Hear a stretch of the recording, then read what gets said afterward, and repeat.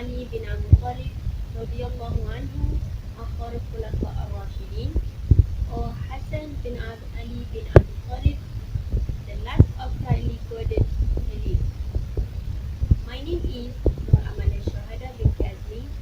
My metric number is 1181424. Firstly, I want to present you about Al-Hasan and his family. First, I want to talk about the biography of Hasan bin Ali bin Abi Talib. His full name is Abu Muhammad Al-Hasan ibn Ali ibn Abi Talib ibn Abdul Muttalib ibn Hashim ibn Abdul Manaf Al-Hashimi Al-Qurashi Al-Madani Al-Shahid. Al-Hasan was born in 1 December 624 Common Era. Muslims respect him as the grandson of the Messenger of Allah, who consider him to be the strangest man in this world and one of the leaders of the youth of paradise. He is the son of Fatimah binti Muhammad, who is the daughter of the Messenger of Allah. His father is commander of the faithful, Ali ibn Abi Talib. He is the grandson of the mother of the believer, Khalidah binti Khuwailid, and also the older brother of Hussein. Al-Hasan is the president, or rightly guided Caliph. Among Shia Muslims, Hasan is revered as the second Imam. Hasan was elected for the Caliphate after his father's death. For the rest of his life, Hasan lived in Madinah until he died on 1 April 617 at age 45 years old. Move to his behavior. Al-Hasan was known for his donating to the poor, his kindness to the poor and women, his knowledge, tolerance, and bravery. Next, his birth, naming, title, and the proper way of naming newborn. Al-Hasan was born in Ramadan 3 Hijri, according to the correct view. It has also been said that he was born in Sha'ban, or some afterwards. Muhammad, upon the birth of his grandson, was ordered by the Archangel Gabriel to name him as Hasan, that a name not used in the pre-Islamic period. Muhammad also honored his grandson by reciting the Azan in his right ear, the Iqamah in his left ear, shaved the head of the griffin or ram for the sake of his birth.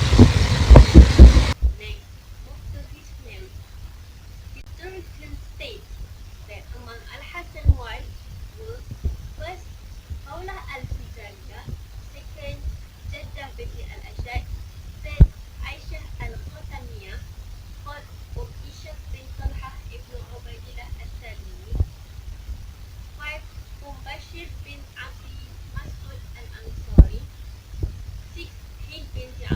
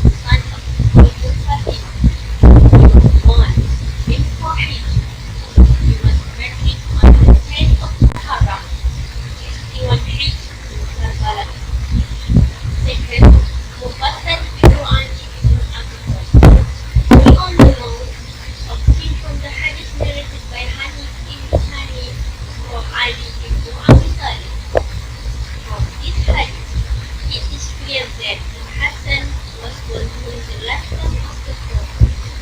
It seems that he died in 210.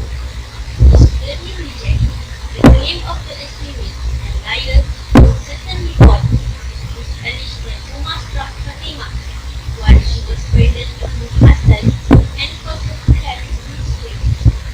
Thirdly, Kaltum binti Amri ibn Ali Khalid. Ali ibn Khalid, a his daughter from Fatima, the Prophet told him, in marriage to Umar, when Umar asked him to do this was because great he had confidence in him and helped him to have escape. He also wanted to acknowledge his character and demonstrate the strong relationship that existed between them. Umar Kaltum binti Ali, or Umar a daughter into Khayyam and a son on Zayd. His companions narrated that Zayd, Ibn Umar, was present one night when a fight broke out among some people from Banu Adi.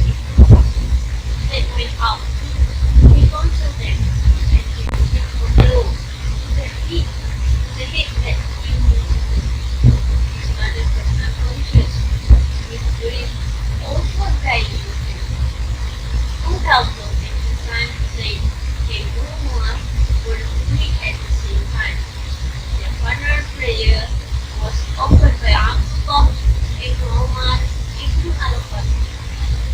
Called Zainab binti Ali ibn Abi. While during the lifetime of the Prophet, Zainab grew up a wife, inquired into the woman. Her father gave her in marriage to his nephew Abdullah ibn Jafar, and she was interred. She was with her brother when he was killed, and she was taken to the Madinah. And the last one is Muhammad ibn al-Hanafiya. He was the famous of Al-Hasan half-brother. His mother was Maulah Jafar, one of the captives of Banu Adi.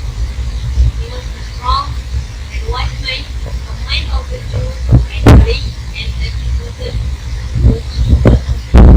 He carried his father's banner at the Battle of Rasul, and he died in 33 years. Next, to his personal affairs and aunt, of Caliph ibn Abi Talib, Ali ibn Abi Talib,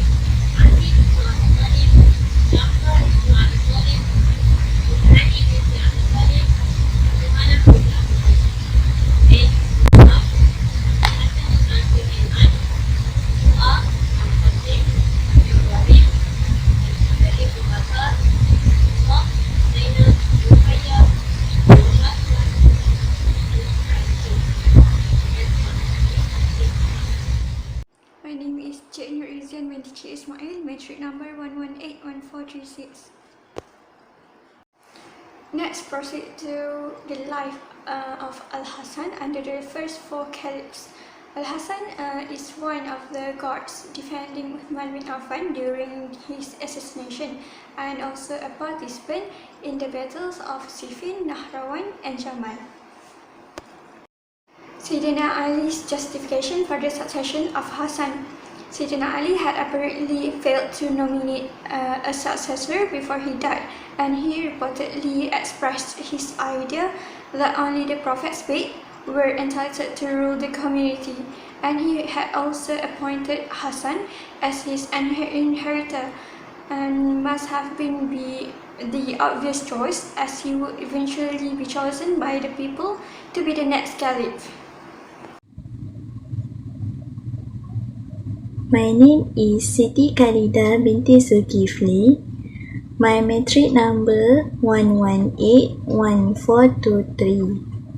Now, let's move to the Caliphate of Sayyidina Al-Hasan ibn Ali. Sayyidina Al-Hasan ibn Ali was appointed as a Caliph in the month of Ramadan in 50 Hijri. And the appointment of him was made after his father, Sayyidina Ali ibn Abi Talib was murdered.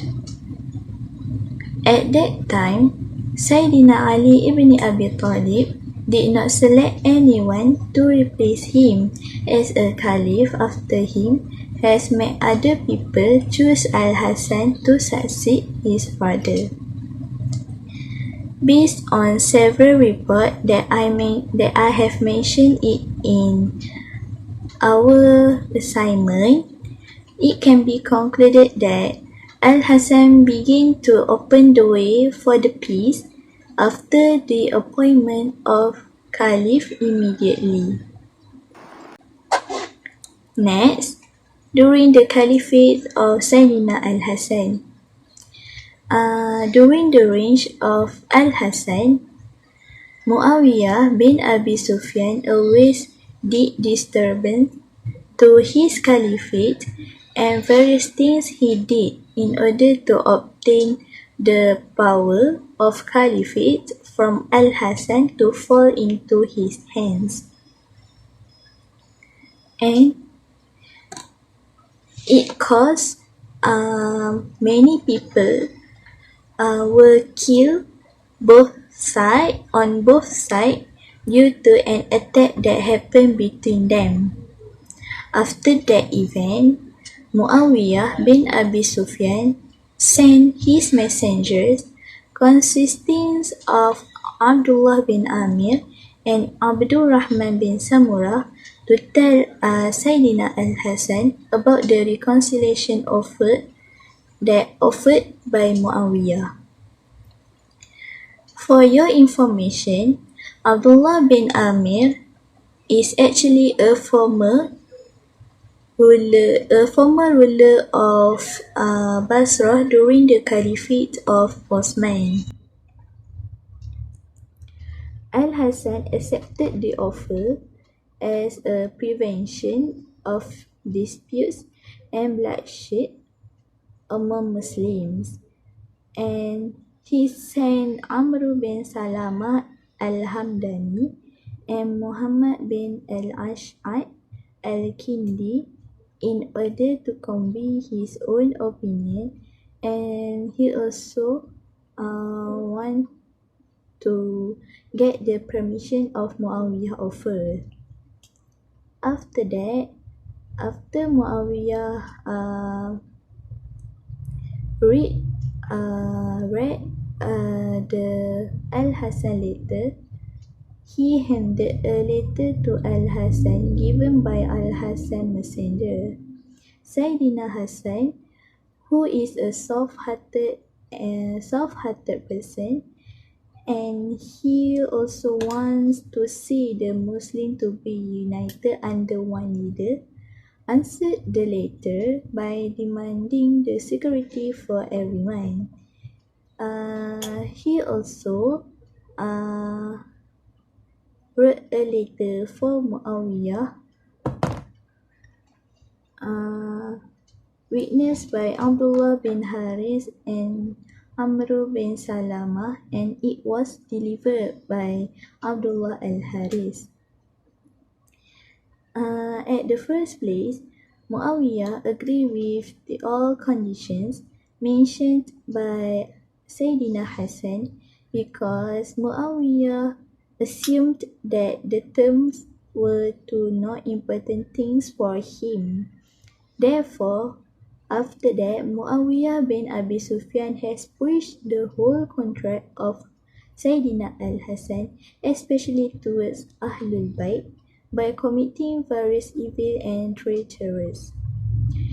It is because his true goal is actually to have the full power to rule, as well as he wanted everybody or everyone to obey him.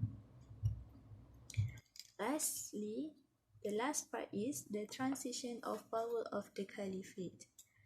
Al-Hasan and his family returned to Medina after he surrendered his power in the hands of Muawiyah bin Abi Sufyan, and they lived in Medina until he passed away on Thursday, 7 Safar in 49 Hijri, at the age of 47. The corpse of Sayyidina Hasan was buried by his brother, who is Sayyidina Hussein, and other Muslims near to the makam of Nabi Muhammad SAW, but they had been harassed and begged by some people who disagree with the corpse of Al-Hasan to be buried near to his grandfather makam. And finally, the corpse of Sayyidina Hasan was buried in Jannatul Baqi'. Abdication and retirement of Imam Al-Hasan. Imam Al-Hasan's abdication in 661 of Common Era and retired in Medina. He tried to keep aloof from political involvement for or against Muawiyah. He was also considered the chief of Prophet Muhammad's household by the Banu Hashim themselves and the partisans of Sayyidina Ali, who pinned their hopes on his final succession to Muawiyah. Hasan has been quoted as commenting, "If Muawiyah was the rightful successor to the Caliphate, he has received it, and if I had that right, I too have passed it on him." So the matters and the next, death and aftermath. The early sources are nearly in agreement that Hasan died in the year of 670 Common Era was the result of poisoning by one of his wives, BINTI Al-Ash'ad, at the instigation of Muawiyah. Despite that, there are also another versions of the reasons for the death of Al-Hasan, which is some suggesting that Hasan was poisoned by another wife, the daughter of Suhail bin Amr, or perhaps by one of his servants. These versions were cited by the early historians such as Al-Waqidi and Al-Madani. Because of the fear that the wrong person might be killed in revenge, Hasan has refused to name his suspect to Hussein. Hasan was at the age of 33 at that time, and Muawiyah, and he has abdicated the reign to Muawiyah, who was at the age of 58 years old at that time. Muawiyah, who wanted his son Yazid to be nominated as his heir, thought that there is a serious obstacle because of the difference in their age. Unlikely due to the terms that Hasan was considered in his reign to Muawiyah, and considering that there are the big difference in their age, therefore Muawiyah would naturally be accused of having a hand in a murder that eliminated an obstacle to the succession of his son Yazid, which he was promoting, and he did not in any event seek to conceal his joy from the news of his death, of Hasan's death. The place for Hasan's burial was also another problem that could have led to bloodshed, because Hasan has asked for his body to be taken taken near to his grandfather Prophet Muhammad SAW grave, so that he could pay his last respect. Before Hasan died, he had instructed his brother Hussein to be buried in the vicinity of his grandfather, but if they feared evil, they would bury him in Al-Baqi cemetery. Marwan, who was the governor of Medina at that time, swore that he would not allow Hasan to be buried near the Prophet, Abu Bakr and Umar, and he was objected because Uthman was buried in the cemetery of Al-Baqi. Then Muhammad ibn al-Hanafiyyah reminded Hussein that Hasan has made the matter conditionally by saying, "Unless you fear evil." Ibn al-Hanafiyyah further asked, "What evil could be greater than what you see?" So the body then was taken to Al-Baqi cemetery.